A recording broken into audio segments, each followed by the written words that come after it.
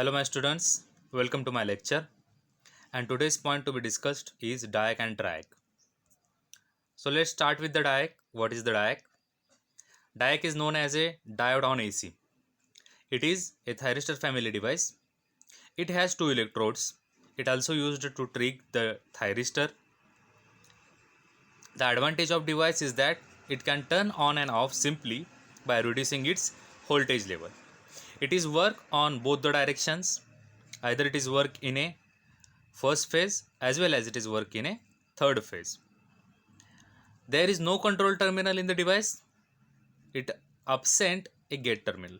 The gate terminal is not present here because it is the device which will use to trigger the gate terminal of a SCR.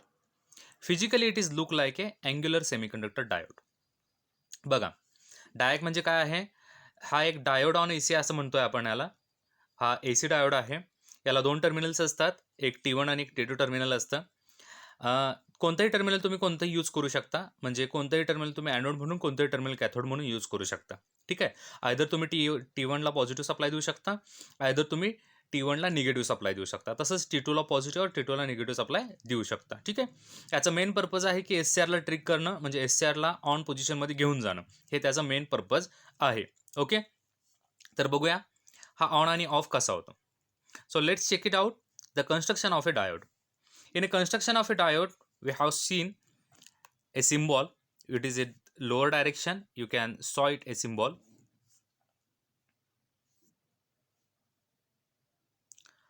In a symbol, you show two diodes are symmetrically attached each other. It is front to back end attached with each other. यामध्ये तुम्ही बघू शकता की एक डायोडचा cathode आणि दुसऱ्या डायोडचा anode एकमेकाला जोडलेला आहे. ठीक आहे. It is just a PN junction diode. हे फक्त एक PN जंक्शन डायोड आहे. त्याचा ॲनोड कॅथोडला आणि कॅथोड ॲनोडला एकमेकाशी जोडला गेलेला आहे. ठीक आहे. आणि जे दोन टर्मिनल्स आहेत त्याला आपण A1 आणि A2 अशी नावं दिलेली आहेत. Okay, it is the symbol of a diac. हा डायकचा सिम्बॉल आहे. आपण याला ट्रान्झिस्टर सॉ म्हणू शकतो without A base. डायक is nothing but A transistor without base. Construction of diode. It is a device which consists of 4 layer and 2 terminal. एक असा डिव्हाइस आहे ज्याला 4 लेअर असतात, 2 टर्मिनल असतात. ठीक आहे. There is no base in a diac. तर बघूया हा डायक ॲक्च्युअली दिसतो कसा. It is the construction of a diac. You have saw anode 1, anode 2. Both is act as anode, both is act as a cathode. Okay, one is act as anode, another is act as cathode. Second is act as anode, first is act as a cathode. Okay, it is having a layers N1, N2, N3, P1 and P2. There are 3 N layers and 2 P layers. A center point is attached with anode 1 and anode 2. So anode 1 is basically connected with P1 and N1 and anode 2 is basically connected with the P2 and N3. बघा यामध्ये काय केलेलं आहे, तर anode तुमचा P1 आणि N1 ला connected आहे. मिडल लेअर आहे N2. तसाच ॲनोड 2 तुमचा N3 आणि P2 ला कनेक्टेड आहे. ठीक आहे. आणि याची पण मिडल लेअर आहे N2. Instead of there is an anode 1 electrode 1 and anode 2 electrode 2 हा यूज केलेला आहे. ओके, तर यामध्ये तुम्हाला इझिली कन्स्ट्रक्शन डायग्राम तुम्हाला दिसते, बोथ डायरेक्शनला तुम्हाला दिसते. It is the simple construction. Construction ही सिम्पल एवढीच आहे. आता याचं वर्किंग बघूया आपण. For understand working we switch to our discussion on VI characteristic. Here VI characteristic we have sine. It is the VI characteristic. It is same as that of SCR.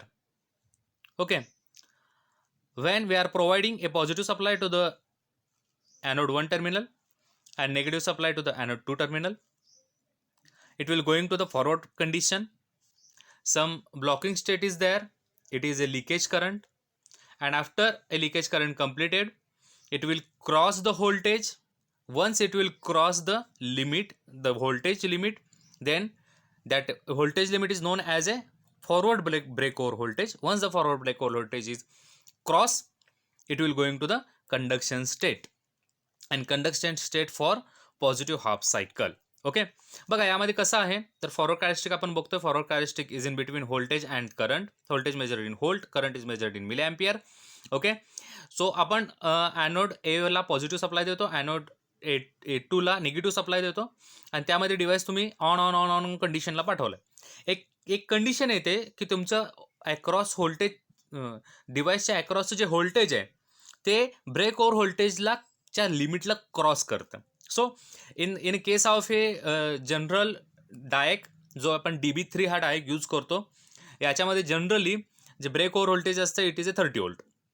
So ज्या वेळेला तो break over voltage standard 30 volt cross केलं तर काय होणार आहे, voltage is reverses and current is instantly increases. आणि त्या पॉईंटला आपण म्हणतो IB0.